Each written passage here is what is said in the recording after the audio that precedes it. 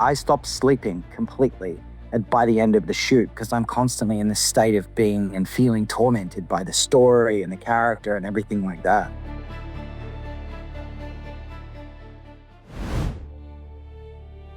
Largely the success, I think, of our dynamic and our performances was that it didn't change between the first day and the last. I very much think that because we were so intense, we weren't talking to each other unless we were in a scene, the fact that we were able to keep that was actually the momentum that the film needed from like characterization standpoint.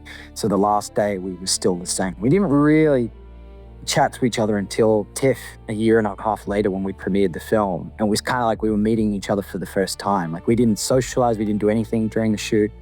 But that's what was needed in terms of staying focused, specifically because the story is so intense. So because of that, our evolution was more probably, and our connection between the first and last day was just exhaustion. Like this, it's so overwhelmingly, not just emotionally impactful being up in the middle of nowhere shooting this film, but also it was freezing and we were in the middle of the South Island in New Zealand in the snow and with the frost and the freezing cold conditions shooting outside a lot.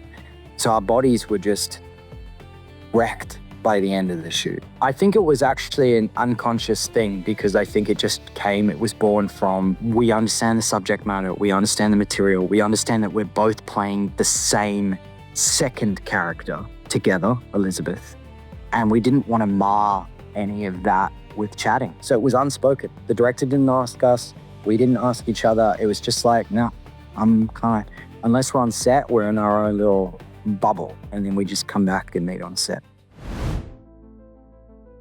I use this example a lot, like both Vicky and I were like Shelley Duvall in The Shining. Like we were not on a soundstage in a film studio. We were in the mountains, isolated. It has every impact on the movie that you can imagine. Because it not only impacts Vicky and I, but it impacts the entire crew. Because they're all also staying on the sheep station in the middle of nowhere. So everyone communally is going crazy.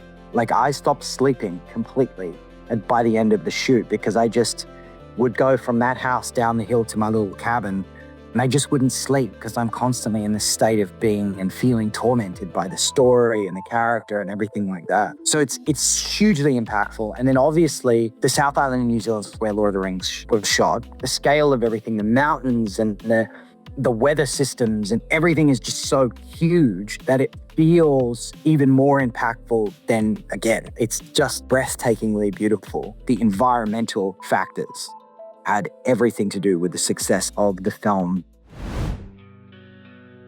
We rehearsed for a year in the lead up. We would meet on Zoom every week. And I wrote a lot of poetry just in terms of like when Jack was given up by his mother or taken and he grew up in Australia, what was his process? What was his process coming into his adulthood? What did he feel like he had escaped? What did he feel like he was missing? And tied a lot of that into poetry with music and just stuff for me or for the director. It actually played a huge part in the process of Jack, but not Elizabeth as much. I felt like I was fully able to connect to that style and that process. And that was actually something that I had pitched to the director, was like, I'd like to explore it through poetry or Jack's background. Well, I work with scent a lot, like perfume, cologne. I create one for every character I play. And it really helped even more than usual with this because both Vicky and I had the same perfume for Elizabeth that we would wear when we were playing Elizabeth. So I had a cologne for Jack and she had a perfume for Jill, but then we both shared the same one for Elizabeth. And that helped because from a sensory standpoint, you could smell the differentiation of when one of us was playing Elizabeth versus our core character. And that was something we both realized we'd used in previous roles that we then brought to that role. So I found that to be very powerful and a good thing that I could use from the way that I create characters previously, but helped even more than usual because of the Elizabeth dynamic, because they're playing the same third character together.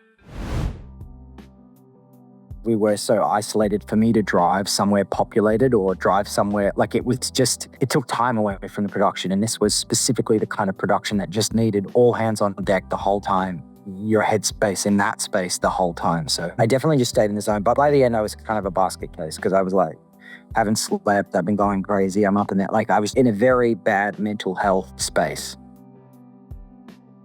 I honestly would come home, light a fire because we were in the middle of nowhere. And I would put a few logs on and light a fire, and I would turn the TV on mute and just stare at the screen completely zoned out for like half an hour, just completely not on my phone, just literally staring at like just trying to decompress the day and just wind down for like half an hour. But it very rarely worked, because with this kind of story, you take those sounds and the demons and the trauma and everything to bed every night, because there's no separation. Like if I was to be shooting in a city and I go back and I go out and have dinner and come home and do whatever, there's no separation. You just go from the house that we're shooting in down the hill to your house, back to the house, back to your house, back to the house for 2 months. You end up just kind of going nuts.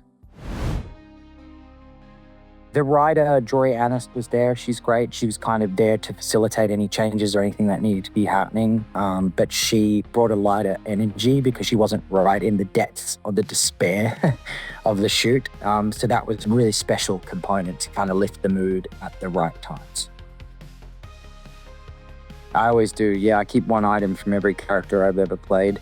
I kept the ink pad that Jack uses. It's very loosely mentioned in a couple of scenes when he's asleep on the bus and he's been painting with watercolors. And then again, down by the frozen lake where Jill comes up behind him, there's an old oxidized tin sort of parcel with ink inside.